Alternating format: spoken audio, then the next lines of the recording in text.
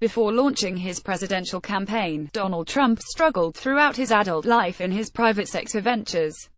The New York Republican was often over-leveraged, faced multiple bankruptcies, and routinely tried to cut costs by refusing to pay contractors what they were owed. He's one of those rare people who managed to lose money running a casino.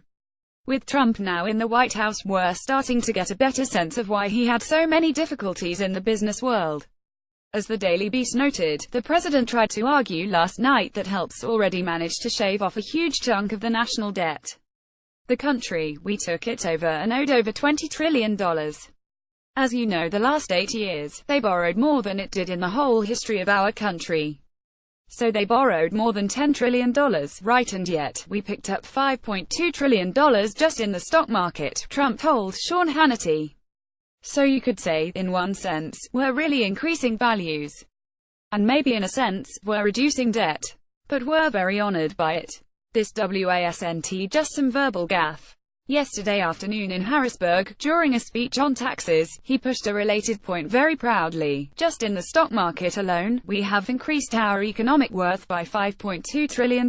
That's right, since Election Day, $5.2 trillion. Think about that, that's a quarter of the $20 trillion that we owe. This is gibberish. They're the remarks of someone who doesn't know what the national debt is, or how the nation's finances work, or even how money works.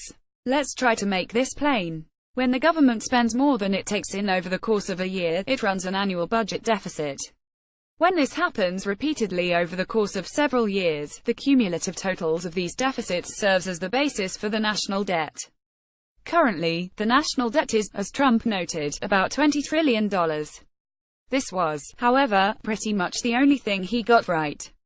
The president believes stock market gains over the last year or so are worth $5.2 trillion, and if he applies that money to paying off the debt, in a sense he's reducing the debt by nearly a fourth. Except, that doesn't make any sense at all unless the White House intends to seize all of that money, the $5.2 trillion isn't the government's money.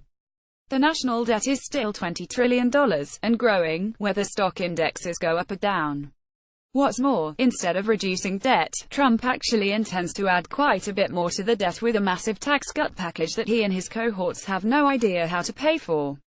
Perhaps, some of you are thinking, we should cut the president some slack, since he's still an amateur who doesn't yet understand the basics of, well, much of anything. Maybe he simply needs more time to get up to speed on things like Government Finance 101. The trouble, however, is that if there's one thing Donald Trump should understand, it's debt.